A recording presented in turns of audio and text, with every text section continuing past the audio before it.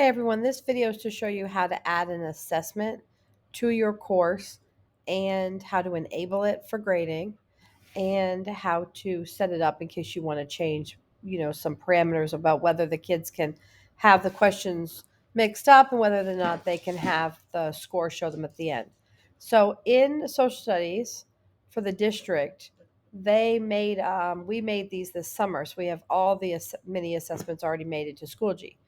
So I'm going to go into my eighth grade one and I'm going to find the quiz I want to give the kids this week, which is the colonial government. So I'm going to right click over here and I'm going to click add to course.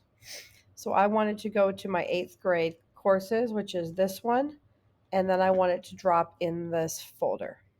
Then I wanted to go to my other eighth grade course. They're not linked because one is honors. And then I'm going to click the folder. Now I'm going to add them. So they're both going to pop into the folders in Schoology. So now I'm going to go back to my course and I'm going to open it up and I'm going to go to that folder and I am going to see the quiz. Oh, I accidentally set the whole folder. All right, so you don't want to do that. You can just open the folder. But anyway, here's the quiz.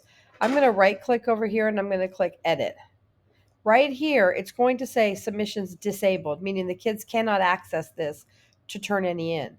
I'm going to go ahead and enable it, and that means it's open. You can enable it until a certain time. You can enable it to start for the class period until the end of the class period, or you can just do it all. I'm going to do it all, and I'm going to have a due date for tomorrow, and I'm going to have the category. It's a mid-grade, and I'm going to have quarter one, and I'm going to sync to SIS because I'm going to sync it later.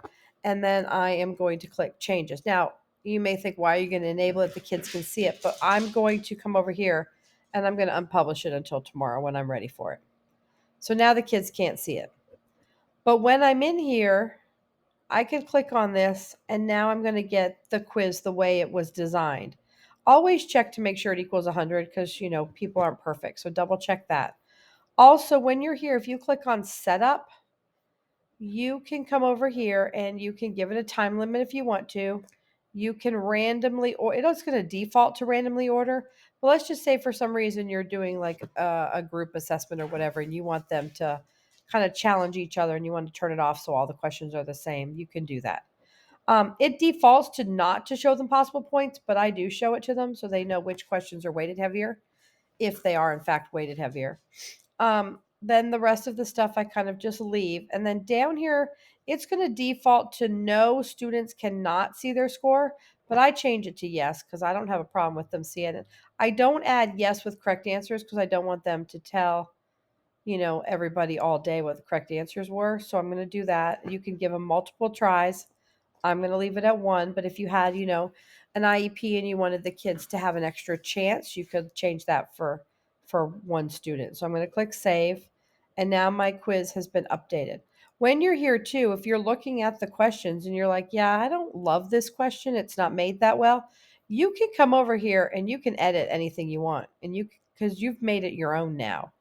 So you can change things if you want to. You can delete some questions if you want to, and then just remember to change the points.